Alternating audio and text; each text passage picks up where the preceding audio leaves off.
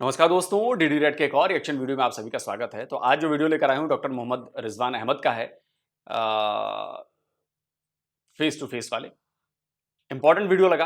Will Israel push all Gazans to Egypt? देखिए, ये सवाल इसलिए इंपॉर्टेंट है क्योंकि कोई भी बॉर्डर खोल नहीं रहा और सबसे सटा हुआ इलाका इजिप्ट का है। तो इजिप्ट ने बॉर्डर खोला भी है, लेकिन सिर्फ उन लोगों के लिए जो घायल हो गए हैं, जख्मी हैं, जिनका इलाज किया जाना है। बाकी रिफ्यूजियों के लिए नहीं खोला है कि फिलिस्तीनी आके हमारे यहां चले आए। तो क्या इजराइल का ये प्लान है कि इनको इजिप्ट में घुसा दिया जाए? चलिए देखते हैं। हेलो, नमस्कार, सत श्री अकाल, अस्सलाम वालेकुम। कैसे हैं जनाब? तो आज बात होगी एक ऑप्शंस करके एक जो ब्लूप्रिंट सामने आया है इजराइल की इंटेलिजेंस मिनिस्ट्री के एक विंग का। इसको ये तो नहीं मान सकते कि इसका जो ये प्रपोजल है ये ही लागू होगा, लेकिन एक महत्व रखता है इसका प्रपोजल इजराइल में। Plan A, plan B, plan C, उसने पूरे मिडिल ईस्ट में एक डर का माहौल पैदा कर दिया है। जैसे इजराइल ने हुक्म दिया था कि आप नॉर्थ गाजा छोड़ के साउथ गाजा चले जाइए, तो 11 लाख में से लोग डर के अपनी जान, अपनी माल की हिफाजत के लिए, हर इंसान डरता है। बकवास करना और मुंह से लफाजी करना कि हम सिर्फ अल्लाह से डरते हैं, ये सिर्फ माइक्स पर अच्छा लगता है। तो इसी तरह गाजा के लोग अपनी जान माल की हिफाजत के लिए नॉर्थ गाजा से भाग भाग कर, पैदल चल चल कर दक्षिण गाजा, साउथ गाजा जा रहे थे। शुरू का जो हुक्म था नेतन्याहू का, उससे 11 लाख से लगभग 9 लाख चले गए। उसके बाद जो रुके रहे और जो ग्राउंड ऑपरेशन शुरू हुए, उसके बाद अब बाकी भी भाग भाग कर अपनी जान बचाने के लिए, जाहिर सी बात है, दूसरी बार दोहराता हूं इस वीडियो में, मुंह से भौंकना बहुत आसान होता है, हम तो सिर्फ अल्लाह से डरते हैं। जब खुदा ना करे, जब मुसीबत सामने आती है ना, तो पिछवाड़े गीले हो जाते हैं। ठीक, तो लोग भाग भाग कर वहां से जा रहे हैं। टेक्निकली ऐसा कभी भी मॉडर्न वॉरफेयर में नहीं हुआ कि किसी कंट्री ने किसी कंट्री के किसी पोर्शन को, कंट्री तो खैर उसको अभी हम क्या कहेंगे, बॉम्ब करने से पहले जनता को आगाह कराया कि हम बॉम्ब करेंगे, तुम यहां से चले जाओ। आमतौर पर ऐसा नहीं होता। सोचिए, क्या रशिया ऐसा कभी करेगा कि यूक्रेन की, कीव की जनता को पहले वॉर्न करे पैम्फलेट्स डाल डाल के कि हम इसको कल बॉम्ब करेंगे या नेक्स्ट वीक बॉम्ब करेंगे, तुम यहां से छोड़ के चले जाओ? आमतौर पर ऐसा होता नहीं है। पर थैंक यू जो इजराइल ने ये करा, जिससे वाकई नुकसान बहुत कम हो गए। तो सब लोग अब खाली करके चले गए और नॉर्थ में भीषण युद्ध चल रहा है। लगभग अब जो लेटेस्ट है वो ये है, 38 इजरायली सैनिक हलाक हो चुके हैं। हमास के कितने लोग मर रहे हैं इसकी कोई गिनती नहीं है, क्योंकि कीड़े मकोड़ों की गिनती नहीं होती है। और हमारे जो वहां पैलेस्टीन के भाई थे, भाई बहने थे, उनकी गिनती भी कल 10,000 थी, आज 11,000 पहुंच रही है। तो जो प्लान सामने आया है इजराइल की इंटेलिजेंस मिनिस्ट्री का, वो आया है plan A, plan B, plan C. बड़ा दिल दिलाने वाला प्लान है। जब इन्हें नॉर्थ से भेजकर सबको साउथ में इकट्ठा किया जा रहा है, तो लगभग समझिए साउथ की डेंसिटी तो वैसे ही बड़ी ज्यादा थी, डबल हो गई, क्योंकि लगभग गाजा को 2 हिस्सों में इन्होंने, इजराइल ने काट दिया। एक नॉर्थ से घुसे, एक ईस्ट से घुसे, और पूरा इस हिस्से को काट दिया। और यहां पर tunnel to tunnel, door to door लड़ाई चल रही है। अब इंटेलिजेंस ये बता रही है, इजराइल की जो खबरें सामने आई हैं, कि प्लान ये भी हो सकता है, वैसे वो प्लान 3 है, ऑप्शन सी है, कि इनको इकट्ठा करके धक्का मार के इन सबको सिनाई पेनिनसुलर में पुश कर दिया जाएगा। सिनाई पेनिनसुलर क्या है? आप लोग देख रहे हैं, ये इजिप्ट का हिस्सा था। इजिप्ट 1967 तक गाजा पर रूल करता था, जैसा मैंने पहले वीडियो में बताया था। वेस्ट बैंक पर जॉर्डन करता था, गाजा पे इजिप्ट करता था। तो जब इन अरबी मुल्कों को ये अकल आई कि थोड़ा और हिस्सा हम इजराइल का घेर लें, तो जब वो घेरने निकले तो गाजा भी उनके हाथ से चला गया। और इजराइल, ये पूरा सिनाई पेनिनसुला जो आप देख रहे हैं, ये बहुत बड़ा हिस्सा है, पर ज्यादा उपजाऊ नहीं है, ज्यादातर डेजर्ट है। इजराइल ने इसको भी घेर लिया, यानी इजिप्ट घेरने उनका निकला था, घेर खुद का गया। ठीक, तो 1979 आते आते इजिप्ट की और इजराइल की एक संधि होती है, जिसमें इजराइल ये एरिया, सिनाई पेनिनसुलर इसमें कहा जाता है, क्योंकि 3 तरफ पानी है, इसको छोड़ने को तैयार हो गया। और 1982 आते आते इजराइल ने ये पूरा एरिया छोड़ दिया। अब प्लान ये बता रहा है कि इन लोगों को धक्का मार मार के गाजा के बाशिंदों को पुश करके इनको सिनाई पेनिनसुला भेज दिया जाएगा। इजिप्ट के तानाशाह सिसी को प्रपोजल्स भी दिए जा रहे हैं, लालच भी दिया जा रहा है डेट माफी का कि आप इस चीज के लिए तैयार हो जाइए।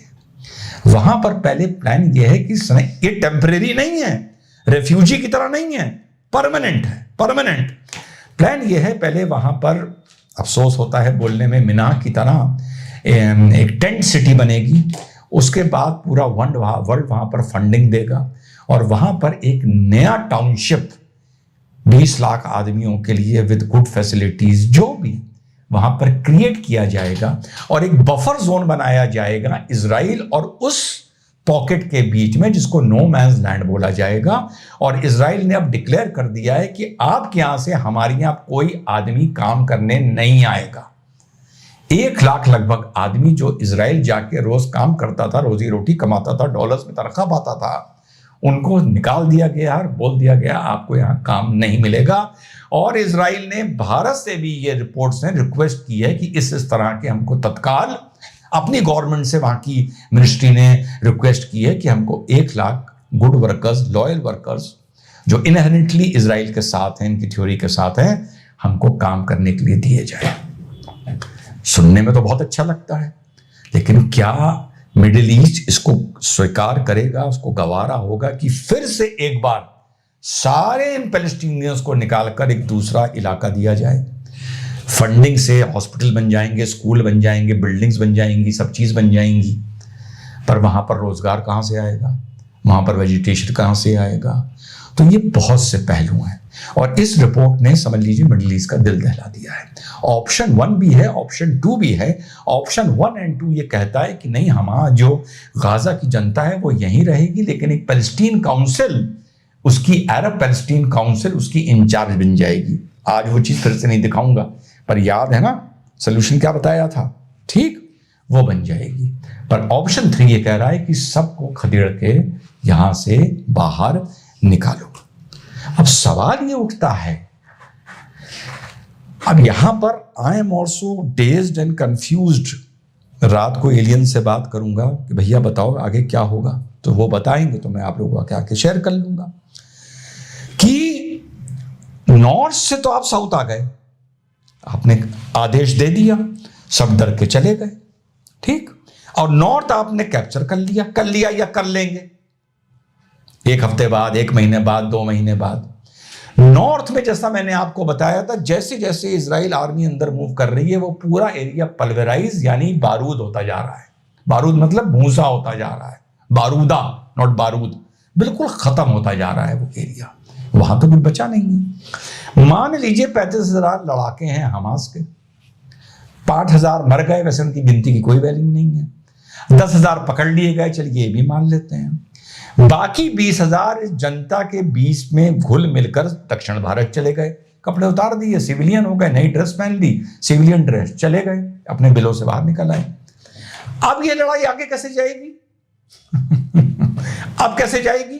क्या लड़ाई खत्म हो जाएगी? ये नॉर्थ गाजा को लेकर इजराइल चुप बैठ जाएगा? इजराइल तो कह रहा है मैं पूरे हमास को खत्म करूंगा। अब इन 2 लाख आदमियों से 20 लाख आदमियों में से कैसे शनाख्ती होगी कि इसमें हमास का कौन है और हमास का कौन नहीं है?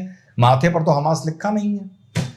तो क्या इन लोगों से यह कहा जाएगा कि अब तुम सब जो पीस लविंग हो वो साउथ से नॉर्थ आओ, अब हम साउथ में हमास की पिटाई लगाएंगे? नहीं, ऐसा नहीं होगा। मुझे लगता है कि इजरायली इंटेलिजेंस जो है वो ज्यादातर हमास के लोगों को चिन्हित कर चुकी है और मुझे लगता है कि इंटेलिजेंस इस पे और ज़्यादा काम कर रही होगी, क्योंकि उनकी रिकॉर्डिंग, फ़ोन की रिकॉर्डिंग, लोकेशंस, बहुत सारी चीज़ें हैं जो ट्रैक की जा रही हैं और जिनसे इनके जितने भी ऑपरेटिव्स हैं, हमास के ऑपरेटिव्स हैं, उनकी पहचान की जा रही है, एक एक बंदे की, एक एक बंदे की, एक एक बंदे की। आप देखिएगा, मतलब ये मेरा आकलन कहता है, जहाँ तक मैं फॉलो कर रहा हूँ, कि उनकी टैगिंग की जा रही है और उन टैग्स को भी ख़त्म किया जाएगा। मतलब ज़रा सा भी अगर आप हमास के साथ टैग पाए गए तो आपका एलिमिनेशन तय है, आपको एलिमिनेट कर दिया जाएगा इजराइल के द्वारा। और यही हो रहा है। आप लगातार देखिएगा, हर दूसरे तीसरे दिन आती है कि हमास के फलाना मारा गया, हमास का ये लीडर मारा गया। लीडर का मारा जाना मतलब धीरे धीरे नीचे वालों को भी साफ करना है, फिर लीडर मरता है। तो ये छोड़ेंगे नहीं, वो एक सर्कल में लड़ाई को ला देंगे और वहां से फिर एक एक को चूज करेंगे कि हाँ ये पता चला है कि ये 10 बंदे हैं, 10 एलिमिनेट, अगले दिन पता चला ये 50 बंदे हैं, 50 एलिमिनेट। तो वो और ज्यादा डेंस करना चाहते हैं कि उनकी पहचान इजी हो जाए। नॉर्थ से तो साउथ भेज दिया, नॉर्थ में मान लो जंग जीत ली, अब क्या होगा उसके बाद कि अब तुम लोग सब साउथ से नॉर्थ जाओ और वहां जाके बारूदा का जो बालू के ढेर बचे हैं, खंडर, वहां जाके रहो। अब हम दक्षिण हमारे गाजा की जो टनल्स हैं वो डिस्ट्रॉय करेंगे। भाई प्रैक्टिकली तो मुझे नहीं लगता ये ऐसा हो पाएगा। जहां तक मेरी अकल कह रही है, यहां पर मैं श्योर नहीं हूं, लेकिन श्योर होता तो बता देता कि ऐसा होगा कि धक्का मार के इन लोगों को वाकई इजिप्ट में ठेला जाएगा। अब वो परमानेंटली ठेला जाएगा या टेम्परेरी ठेला जाएगा वो अलग बात है। तय बात यह है कि आपको साउथ से नॉर्थ अब आने का इस तरह मौका नहीं मिलेगा कि अब तुम लोग नॉर्थ जाओ, यहां पे लड़ाई होगी, और अगर होगी तो बचेगा क्या। तो सिचुएशन वाकई बहुत अफसोसनाक है। मुझे खून खौलता है मेरा, जो मैं वीडियोस देखता हूं, लंबी लंबी बातें, जैसे कल मैंने रील डाली थी, ये कर देंगे वो कर देंगे। इजराइल का एक गटर छाप मुझे लिख रहा है, तू अपनी बात नोट कर, तुझे वक्त बताएगा कि वहां पर क्या हुआ। अबे 2 कौड़ी के गटर के सन 48 से सन 2023 तक वक्त ही बता रहा है। 45% जगह दी गई थी आबादी के हिसाब से, 22% बची है, उससे भी कम है ना। वक्त बताएगा। तुम लोग बस यही करते रहते हो, वक्त बताएगा। अरे मैं तुम लोगों को यही तो समझाता हूं कि वक्त बता रहा है, तुम समझ क्यों नहीं रहे। फिर कह देते हो वक्त बताएगा, फिर कह देते हो वक्त बताएगा। हाई टाइम मिडिल ईस्ट और अरब नेशंस सामने आए, यूनाइटेड नेशंस में अपील करें, दादागिरी ना करें, गीदड़ भपकियां इजराइल को ना दें, सामने आए। हाई टाइम कि हम इंटरफेयर करना चाहते हैं, हम इसे सॉर्ट आउट करना चाहते हैं। 7-10 दिन की मोहलत दे दी जाए। मुझे नहीं लगता इजराइल देगा, क्योंकि इतना अंदर घुस चुका है। एक जगह मुझे लग रहा है इजराइल देगा।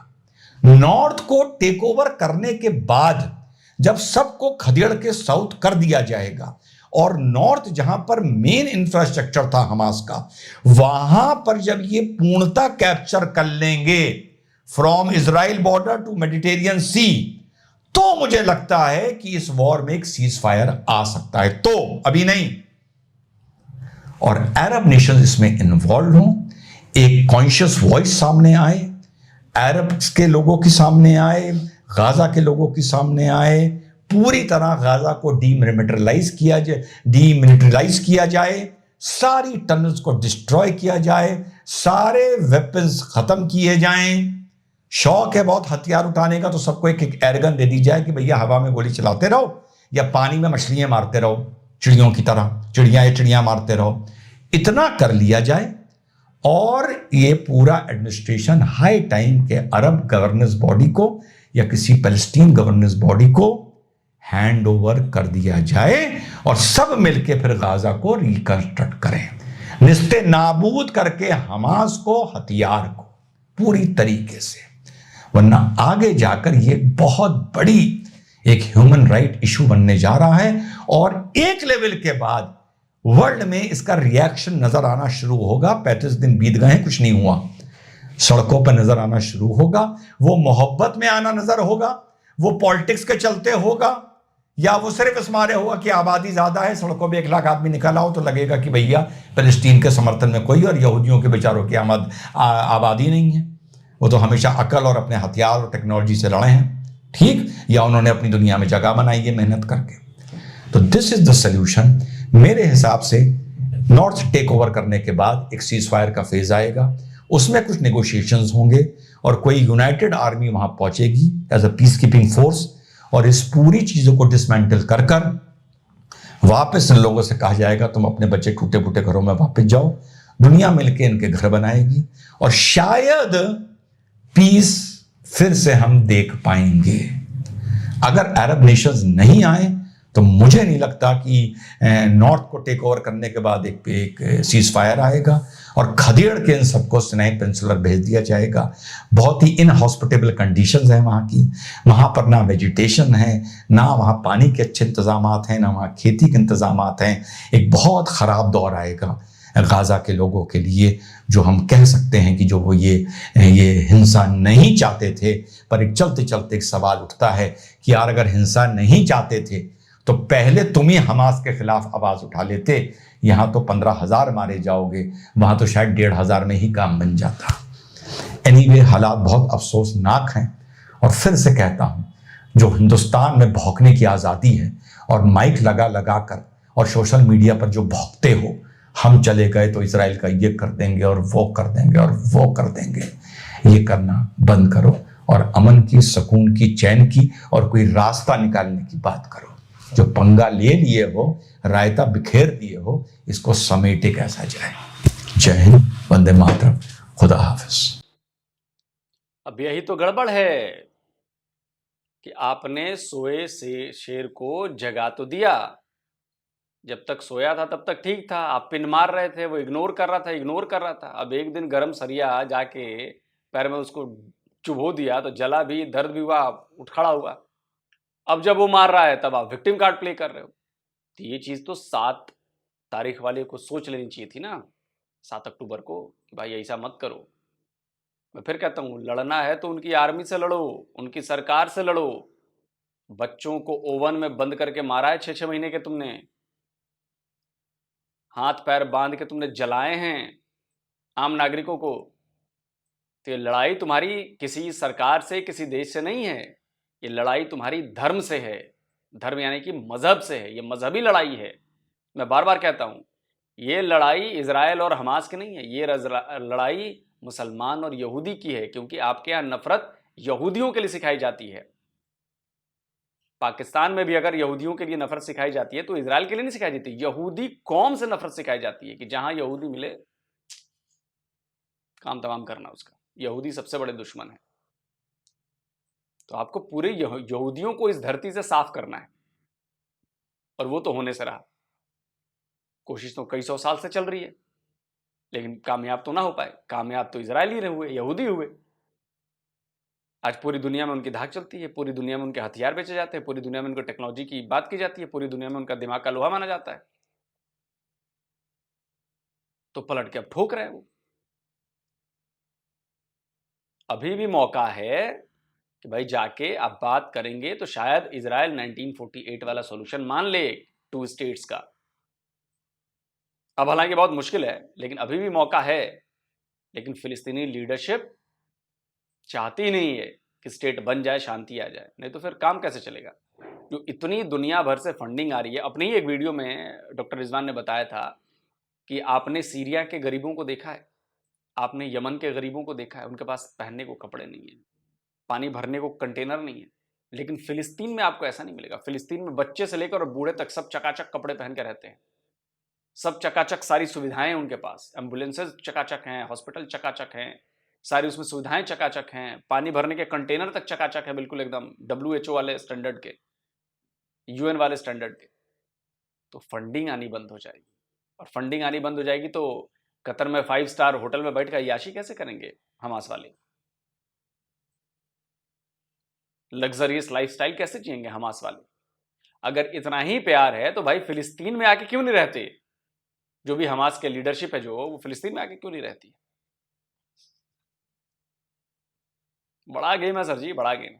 कमेंट में आप जरूर बताएं। जल्दी मिलता हूं एक और नई वीडियो के साथ। नमस्कार, जय हिंद।